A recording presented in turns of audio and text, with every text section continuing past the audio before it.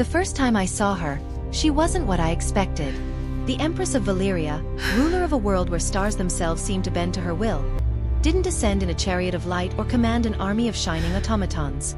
No, she stood in the middle of a shattered courtyard, barefoot, robes torn, hair streaked with silver dust from a recent siege.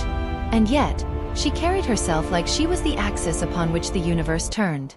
I, Jaden Orin, had been sent as part of a peace delegation from Earth, under strict instructions. Negotiate, observe, do not interfere. Yet as soon as our eyes met, I felt an undeniable pull, an invisible tether winding around my chest, tugging me into the orbit of someone far beyond my comprehension.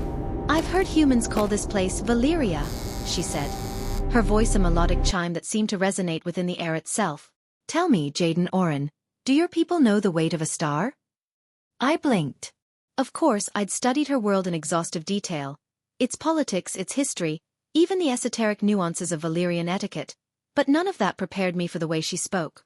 Not with arrogance or superiority, but with the quiet certainty of someone who had survived worlds being torn apart and still held the cosmos in her hand. "I think we're learning," I stammered, suddenly painfully aware of the dirt on my sleeves, the sweat in my hair, the fact that I looked every bit like a terrified human. She smiled, a slow, luminous curve of lips that seemed to draw light toward her. "If it hurts, let it hurt, just don't stop," she whispered as though reading my every thought. "Pain is the axis of growth. To avoid it is to deny yourself life." It was not a threat. It was an invitation. The first week on Velyria was a blur of strange customs and endless tests. The Empress invited me to walk the jagged cliffs of Elitha's Edge, where rivers of molten crystal flowed like liquid sunlight. I stumbled more than once, nearly plummeting to my death, and each time she caught me with hands that were both delicate and impossibly strong. "Do you fear the fall, human?" she asked, eyes gleaming with a dangerous curiosity. Yes, I admitted. "Good. Fear is honest. Pain is honest. Honor them both." By the second week, the Empress began testing me in ways that had nothing to do with survival. She spoke in riddles, challenged my perceptions, forced me to make decisions that seemed simple but carried consequences I could not even see. One evening, in a garden of bioluminescent flora, she handed me a sphere that pulsed like a heartbeat. "This," she said, "contains the memory of my world before the conflagration. Touch it, and you will feel every loss, every betrayal, every death.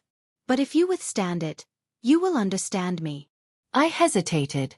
The tales of humans who attempted this and went mad were well documented. Yet something in her eyes told me she trusted me to endure. I placed my hand on the sphere. Instantly, I was thrown into a torrent of sensations. The screams of cities collapsing, the betrayal of allies I had never met, the suffocating grief of losing everything to fire and shadow. Pain, raw and unfiltered, coursed through me. I wanted to pull away, to retreat, but then her whisper echoed inside my mind. "If it hurts, let it hurt, just don't stop." I clung to that phrase, and after what felt like an eternity, the pain subsided. Not gone, but transformed into understanding. I pulled my hand away and met her gaze. She nodded, satisfied, and for the first time, she allowed a small approving smile. "You survived," she said. "Few humans could. Few would." Days turned into weeks, and I learned that life with the Empress was not one of comfort but of constant challenge. She demanded honesty in ways that hurt, that cut through every pretense I had built over a lifetime. Each question, each test, revealed layers of myself I didn't know existed. She seemed to see through to my very soul, and the more I resisted, the more she prodded. "You flinch too easily," she said one night, her form silhouetted against the twin moons. "Pain is the only true teacher. Do not fear it. Embrace it." I realized she was not cruel. She was sculpting me, shaping me into someone capable of standing beside her in the storms that had destroyed empires. And in the quiet moments, when she allowed herself to simply exist near me without challenge or test, I began to understand her loneliness. The Empress was immortal, but that immortality came with a cost. She had outlived every friend, every lover, every confidant. I was the first human who did not flee from her intensity. One evening, she led me to the Hall of Echoes, a place where the walls themselves sang with the memories of Valyria's dead. Here, she revealed her deepest fear. "I am alone," she whispered, tracing her fingers across the echoing surface of the walls. "Even those who serve me, even those who revere me, they cannot bear the weight I carry. Do you know what it is like to be the last witness to every life that mattered to you? I cannot imagine, I said softly. Then stay with me. Endure it with me. Her plea was not a command. It was the rawest form of vulnerability I had ever witnessed. And in that moment, I realized that the connection between us was no longer political, no longer a matter of survival. It had become something else entirely. Something neither of us could name, but both of us recognized in the hollow of our hearts. The trials continued. She brought me into the crucible of reflection, where one's worst fears were rendered into reality, and every hidden shame was laid bare. I faced my failures, my cowardice, my moments of weakness, and each time I faltered, she was there, whispering, if it hurts, let it hurt, just don't stop. Pain became a language between us. Not agony for the sake of cruelty, but a shared acknowledgement of mortality, of limits, of the human capacity to endure and grow. I began to see the depth of her power, not in her command over the universe, but in her command over the self. Then one fateful day, the conflagration returned, not in memory, but in flesh and fire. A rival empire of Velyria, jealous and fearful, invaded, seeking to capture or kill the Empress. I had trained, endured, and survived her trials, but nothing could prepare me for war at the scale she commanded. The battle was apocalyptic. Towers of obsidian fell, rivers of crystal fire consumed entire districts, and armies clashed with a violence that bent light itself. I found myself at her side, facing enemies who had survived countless millennia. And yet, amidst the chaos, she whispered in my ear, "Do not run. If it hurts, let it hurt. Just don't stop." I fought. Not with strategy alone, but with the raw, desperate will to protect her, to endure what no human had a right to survive. Pain cut through me in every strike, every wound, yet the words in her voice grounded me. By dawn, the battlefield was silent. The rival empire had retreated, broken. And we stood among the ruins, battered, bloodied, yet unbowed. She looked at me, her eyes reflecting both the horrors we had endured and the quiet triumph of survival.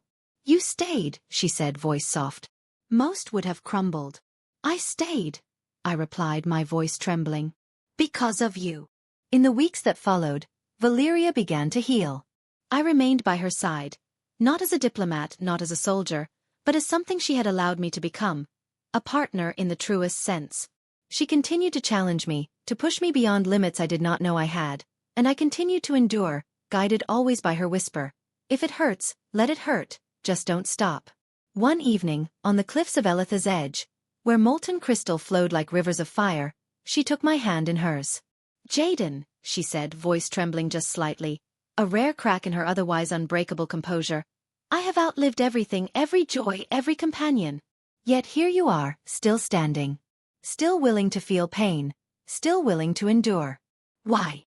"Because it's not just pain," I said. "It's survival, growth, understanding. And because I care for you." For a long moment, she simply gazed at me, as if weighing the weight of all existence against the simple truth of my words.